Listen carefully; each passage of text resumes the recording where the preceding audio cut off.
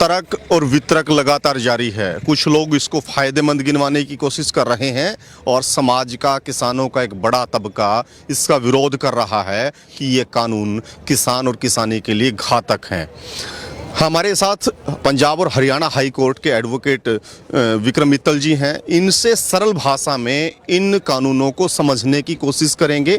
मित्तल साहब, पहले तो एक बार थोड़ा सा ब्रीफ कर दें कि असल में ये कानून है क्या, उसके बाद बिंदुवार तरीके से हम लोग इस पे चर्चा करेंगे। देखिए, ये 3 कानून हैं। इसमें से एक कानून तो ऐसा है जिसमें संशोधन किया गया है, एसेंशियल कमोडिटी एक्ट, और 2 कानून सरकार बिल्कुल नए तरीके से लेके आई है जिनका कि पहले कोई कानून नहीं था।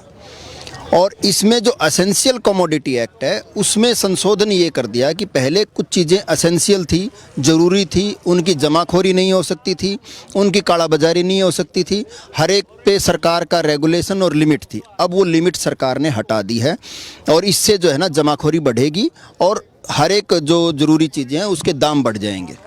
दूसरा कानून है कि जिसको शॉर्ट में हम कह सकते हैं कॉन्ट्रैक्ट फार्मिंग एक्ट, वैसे वो फार्मर्स एग्रीमेंट एक्ट के नाम से है। और उस कानून में क्या है कि, और एक कानून और है इसके अलावा, कि फार्मर्स ट्रेड एंड कॉमर्स के लिए एक कानून बनाया गया है। इन दोनों ही कानूनों में 4-4 चैप्टर्स हैं और जो मुख्य क्रक्स है इसका, एक चैप्टर है जिसमें उसमें फार्मिंग का जो एग्रीमेंट का जो इशू है, अब होगा क्या कि सरकार जो है किसानों को ये कह रही है कि वो अपनी ज़मीन पे जो खुद की है वो कॉन्ट्रैक्ट करें बड़ी बड़ी कंपनियों के साथ। और इसके एक्ट के ऑब्जेक्ट में जो उद्देश्य जो है इसमें साफ साफ लिखा है किस किस के साथ कॉन्ट्रैक्ट करेंगे। बड़ी बड़ी एग्री बिजनेस फर्म्स हैं, एक्सपोर्टर्स हैं, कॉरपोरेट हाउसेज हैं, मल्टीनेशनल्स हैं, उनके साथ आप करेंगे। और उसमें से भी अगर आप देखोगे स्पेसिफिकली मेंशन्ड है कि क्वालिटी, स्टैंडर्ड, ग्रेड जो है उस एग्रीमेंट में स्पेसिफिकली मेंशन करेंगे। और यही एक जगह है जहां पर कि किसान का शोषण होगा कि क्वालिटी की मैचिंग जो है, ये कोई फैक्ट्री की मैन्युफैक्चरिंग का सवाल नहीं है कि कोई फैक्ट्री में कोई सामान मैन्युफैक्चर हो गया उसकी क्वालिटी आप पहले तय कर लोगे। और ये तो किसान की फसल है जो कि पूर्णतः किसान के भी हाथ में नहीं है, ये मौसम के हाथ में है, ये खाद के ऊपर डिपेंड करती है, बीज पे डिपेंड करता है, दवाई पे डिपेंड करता है। और खाद, बीज, दवाई प्रोवाइड कंपनी करवाएगी। इसलिए ये किसान को इस बात के लिए दोषी ठहराना कि उसकी क्वालिटी ठीक नहीं है, ये ठीक नहीं होगा। और इसमें बीच में आपको टोक रहा हूं, आपने कहा कि क्वालिटी पे रेट निर्धारित होंगे। प्रधानमंत्री नरेंद्र मोदी जी ने तो स्वयं ये कहा है कि जो एग्रीमेंट लिख दिया गया उसके अनुसार उसको पैसा मिलेगा। तो इतना बड़ा झूठ था या फिर कहीं ना कहीं मिसकम्युनिकेशन इन तमाम चीज़ों में हो रहा है? देखिए, ये झूठ इसको नहीं कह सकते। जो एग्रीमेंट लिखा जाएगा इसमें कोई दो राय नहीं, परंतु एग्रीमेंट, ये जो एग्रीमेंट होगा 2 ऐसी पार्टियों के बीच में होगा। एक तरफ तो एक वो किसान है जिसके पास 2 से 5 एकड़ ज़मीन है, एक तरफ बड़ी बड़ी कंपनियां हैं जिसके पास बड़े बड़े वकील हैं, जिसके पास प्रोफेशनल्स हैं, सारी चीज़ें हैं। होगा क्या, इसमें लिखा हुआ एक्ट में स्पेशल कि सरकार एक एग्रीमेंट का मॉडल तैयार करेगी और वो मॉडल सब जो है कंपनियों को उसको फॉलो करना पड़ेगा। अब जैसे किसान जाता है बैंक में, उसको किसान क्रेडिट कार्ड लेना है और वो जाते ही वो एग्रीमेंट वहाँ भी होता है, परंतु कोई भी किसान पढ़ता नहीं है। और अगर पढ़ना चाहे तो भी पढ़ नहीं सकता। और अंग्रेजी है, इतनी छोटी अंग्रेजी है कि बहुत लेंस लगाने से भी आपको समझ में नहीं आएगी। तो ऐसा इसमें भी होगा, किसान सिर्फ हस्ताक्षर करेगा, इसके अलावा किसान के पास कुछ नहीं होगी। और वो जो एग्रीमेंट जिस दिन होगा, जिस दिन उसके ऊपर डिस्प्यूट होगा, एग्रीमेंट के अंदर क्या लिखा गया है उसके ऊपर डिस्प्यूट का निर्धारण होगा। इसलिए ये एग्रीमेंट कहना कि उसमें सारी चीज़ें लिखी हैं उसका कोई महत्व नहीं है। दूसरी बात, एग्रीमेंट में जहाँ तक प्राइस का सवाल है, ये एक्ट ये कहता है बाकायदा, अगर आप कहें तो मैं सेक्शन भी बता दूं आपको कि ये सेक्शन 5 है, 5 का ए, वो ये कहता है गारंटीड प्राइस होगा। अब what is the definition of guaranteed price? Guaranteed price, आपने गेहूं का रख दिया 20 रुपये किलो, मार्केट में वो गेहूं होगी 50 रुपये किलो, तो आप उसको खरीद लेंगे। अगर वो गारंटीड प्राइस होगा 20 रुपए था और आपने 10 रुपए का रेट हो गया, तो आप उसका क्वालिटी का नाम लेके, स्टैंडर्ड का नाम लेके, ग्रेड का नाम लेके उसको नहीं खरीदेंगे और अल्टीमेटली वो किसान को 10 रुपए में खरीदनी पड़ेगी और आप ये कहेंगे गारंटेड ये प्राइस है। तो अगर यहाँ एमएसपी लिखा जाए कि मिनिमम सपोर्ट प्राइस, तो भी किसानों का कुछ भला हो सकता है, परंतु ये इसमें किसी भी तरीके से वो फार्मिंग एग्रीमेंट जो है वो किसान के हक में नहीं होगा, पूरी तरीके से किसान को वो करेगा। दूसरा, इसके साथ साथ इसमें यह भी लिखा गया है कि वो जो एग्रीमेंट होगा उस एग्रीमेंट के बेस पे इंश्योरेंस हो सकता है फसल का और क्रेडिट भी लिया जा सकता है। इस अफवाहें इस बात की है कि किसान की ज़मीन पर वो लोन ले लेगा और उसके बाद में कुर्की हो जाएगी। देखिए मैं आपको बताऊं, सेक्शन 9 है स्पेशल, इसमें linkage of the farming agreement with insurance और क्रेडिट। ये क्या कहता है कि जो फार्मिंग एग्रीमेंट होगा, जो समझौता होगा, उसका लिंक कर दिया जाएगा इंश्योरेंस के साथ, नंबर 1। नंबर 2, क्रेडिट के साथ। इसका मतलब उस समझौते के आधार पे कंपनी जो है लोन लेगी, उस ज़मीन को गिरवी रखेगी और उसके आधार पे लोन लेगी। ये जो सरकार कह रही है कि ज़मीन नहीं जाएगी, ज़मीन नहीं जाएगी, ये सेक्शन 9 है स्पेसिफिकली, जिसमें लिखा गया है कि क्रेडिट ले सकते हैं, इंश्योरेंस होगा तो क्रेडिट ले सकते हैं। इसका मतलब ये है कि अल्टीमेटली वो ज़मीन जाएगी। और इसके अलावा भी बहुत से ऐसे प्रोविजंस हैं। एक आपको मैं, कंस्ट्रक्शन का एक कोई मामला था कि जब कॉन्ट्रैक्ट पे कोई ज़मीन ले ली गई है तो उस पर कंस्ट्रक्शन वो करेगा। उसमें एक चीज़ और ये लिखी गई है कि अगर आपने एक एग्रीमेंट कर लिया और अगर कंपनी को ज़रूरत है कि कोई गोदाम बनाना है 2 एकड़ में, तो वो उसके ऊपर गोदाम बना सकती है। हाँ, एक कंडीशन भी लगाई है कि जब ये समझौता ख़त्म होगा तब वो हटाना पड़ेगा। अब हटाने का क्या मतलब है? हटा तो वो देंगे, परंतु उससे जो ज़मीन की उपजाऊ शक्ति जो ख़त्म होगी उसका क्या होगा, इसके बारे में कहीं कुछ लिखा हुआ नहीं है। और वो स्ट्रक्चर बनाने का इजाज़त का मतलब ये है कि अल्टीमेटली वो जो ज़मीन है, अगर 2 एकड़ में किसी ने गोदाम बना दिया तो अल्टीमेटली वो ज़मीन 2 एकड़ वो कॉरपोरेट को ही देनी पड़ेगी, किसान के काम की वो ज़मीन नहीं बचेगी। और इसके अलावा एक चीज़ और मैं अगर आपको बताऊं कि ये जो एग्रीमेंट जो होगा, फार्मिंग एग्रीमेंट जो एक्ट है, इसमें एक चीज़ जो बीमारी है सबसे बड़ी जो है, उसमें लिखा है कि किसी भी तरीके का स्टेट का एक्ट, कोई भी राज्य, अगर राजस्थान चाहे कि मैं अपना अलग कानून बना दूं, जैसे कि पंजाब ने कहा था कि हम नहीं मानेंगे, पंजाब कह रहा है कि हम बना देंगे, हरियाणा बनाना चाहे, कोई भी स्टेट अपना अलग से कानून नहीं बना सकता। इसमें स्पेसिफिकली लिखा हुआ है। अगर आप कहो तो मैं आपको बताना चाहता हूं कि स्पेशल ये लिखा है कि स्टेट का एक्ट इसके ऊपर एप्लीकेबल नहीं होगा, कि राज्य के जो भी निर्धारण हैं वो इसके ऊपर सेक्शन 7 है, exemption with respect to the farming produce, तो कि कोई भी स्टेट अपना अलग कानून नहीं बना सकता। और इसके साथ साथ एसेंशियल कमोडिटी एक्ट इसके ऊपर लागू नहीं होगा, कितना भी चाहे जमाखोरी इस मामले में कर सकती है। एक चीज़ और, अगर वो एग्रीमेंट कोई कंपनी कर रही है तो ये भी कंपनी की मर्जी है कि वो पैदा क्या करवाएगा। वो ये कह दे कि कल को गेहूं, मैं तो इस इलाके में गेहूं पैदा नहीं करवाना चाहता, कोई भी और करवाएगा, तो फिर किसान को गेहूं भी खरीद के खानी पड़ेगी। तो ये इस तरीके की कुछ बहुत सी चीज़ें। एक और है कि आप जब डिलीवरी लोगे सामान की और किसान की फसल की, उस समय आप इंस्पेक्शन करोगे और अगर वो अकॉर्डिंग टू स्टैंडर्ड ग्रेड नहीं है तो आप उसको छोड़ सकते हैं। और इसके अलावा ये भी प्रोविज़न है कि आप फसल आने से पहले जुताई के टाइम भी उसकी क्वालिटी चेक कर सकते हो और अगर आपके क्वालिटी ठीक नहीं है तो आप उस समय भी उस समझौते को रद्द कर सकते हो। और सबसे जो ज़्यादा संदेह की बात है, जिस पे किसानों को सबसे ज़्यादा जो संदेह हो रहा है, जो सरकार की मंशा पे, उसमें सबसे बड़ा ये है कि जो कोर्ट में जाने की पावर नहीं है। सरकार का तर्क यह है कि कोर्ट में इसलिए नहीं लेके जाना चाहते कि कोर्ट में बहुत लंबे समय लगते हैं। मैं आपको ये बताना चाहता हूँ कि एसडीएम को पावर दी गई है और एसडीएम की पहली बात तो इतनी हैसियत नहीं है कि वो सरकार के खिलाफ फैसला दे दे। हरियाणा में हमने देखा कि एक तहसीलदार के ड्राइवर ने एक डिप्टी सीएम के खिलाफ पोस्ट डाल दी और एसडीएम को उसकी इंक्वायरी दे दी। एसडीएम ने बिना कोई नोटिस के सरकार के कहने पे उसको सस्पेंड कर दिया।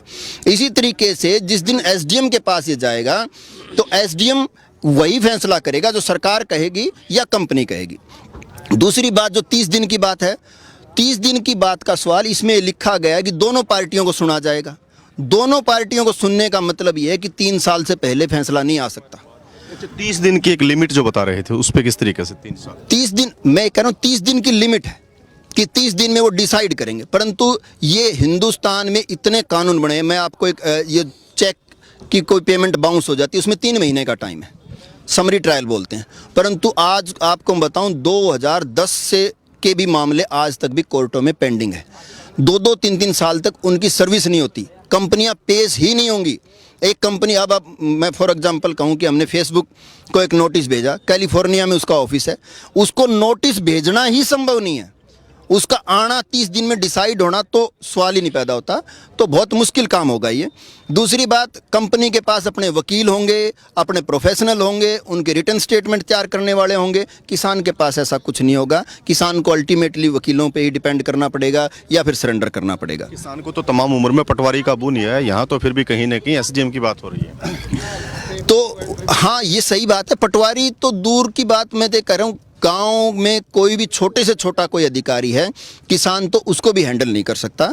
और क्योंकि हैंडल इसलिए नहीं कर सकता, ऐसा नहीं है कि किसान पढ़ा लिखा नहीं है, वो नहीं है, परंतु उसकी फाइनेंशियल कैपेसिटी ऐसी नहीं है कि वो एक दिन भी कोर्ट में जाएगा तो उसके तो 500 रुपये के दिहाड़ी का नुकसान हो जाएगा, तो वो उसका कहाँ से भरपाई होगी, उसका कोई वो नहीं है। तो इसलिए ये संभव नहीं है। ये एक्ट, फार्मिंग एग्रीमेंट एक्ट, बिल्कुल किसानों के खिलाफ है।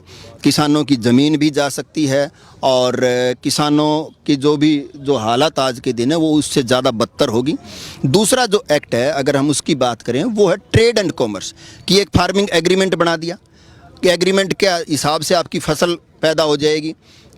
आगे उसका क्या होगा? आगे उसका ये होगा कि अब अगर सरकारी मंडी में जाएगा तो फिर किसान वहाँ जाके भी अपनी बात रख सकता है, परंतु उसके लिए ये कर दिया कि अब मंडी में जाने की ज़रूरत नहीं है।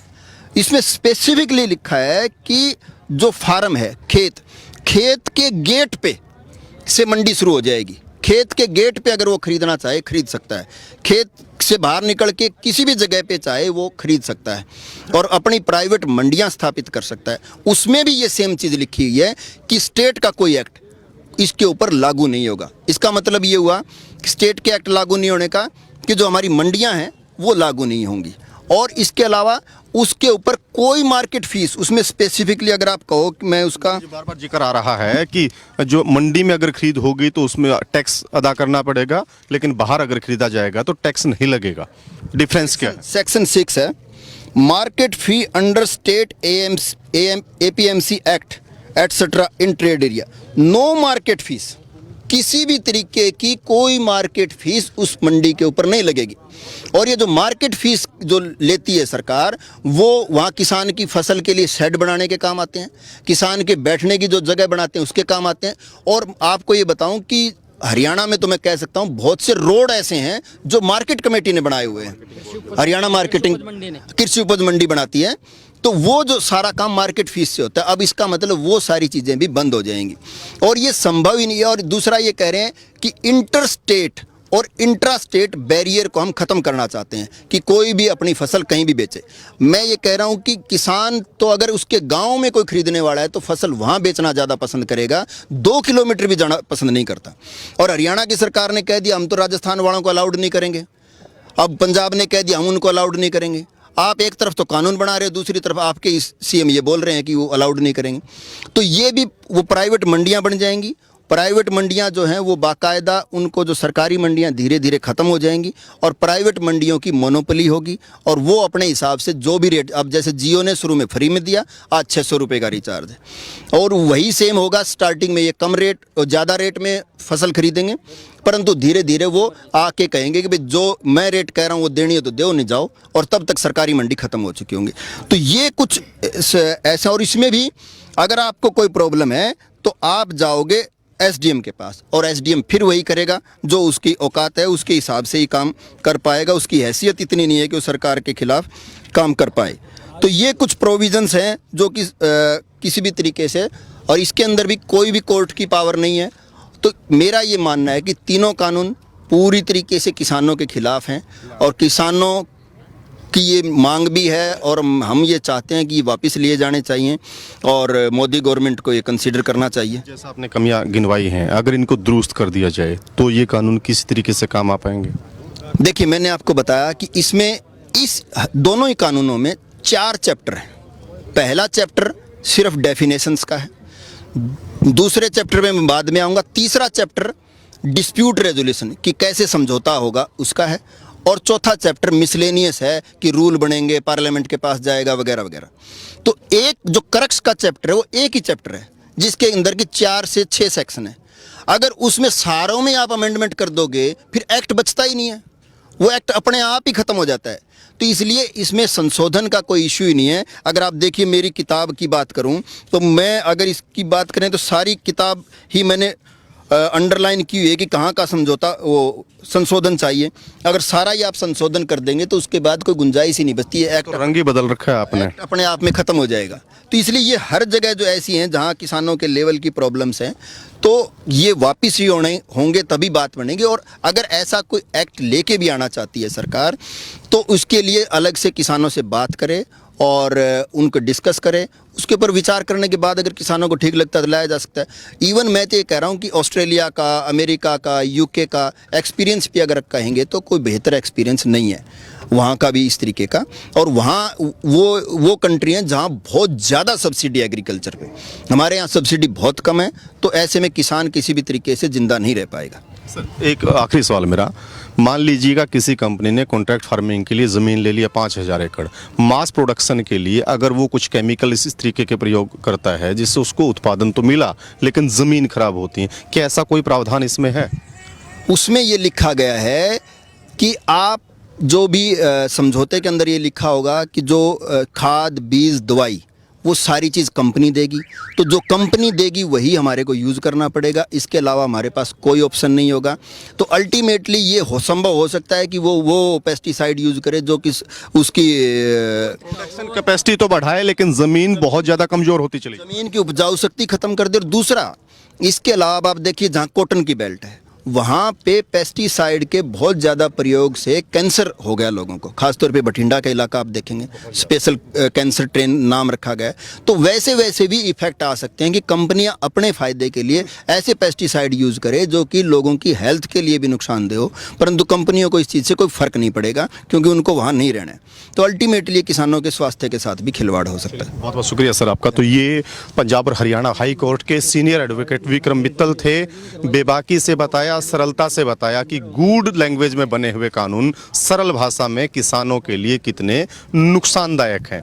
इस खबर को ज़्यादा से ज़्यादा किसानों और लोगों तक आप शेयर कीजिएगा। अगर इसको वीडियो को आप फेसबुक पर देख रहे हैं तो हमारे फेसबुक के पेज को लाइक कीजिए, यूट्यूब पर देख रहे हैं तो यूट्यूब चैनल को सब्सक्राइब जरूर करें। वीडियो जर्नलिस्ट अपने सहयोगी किस्मत राणा के साथ मैं रुद्रा राजेश कुंडू, दिल्ली।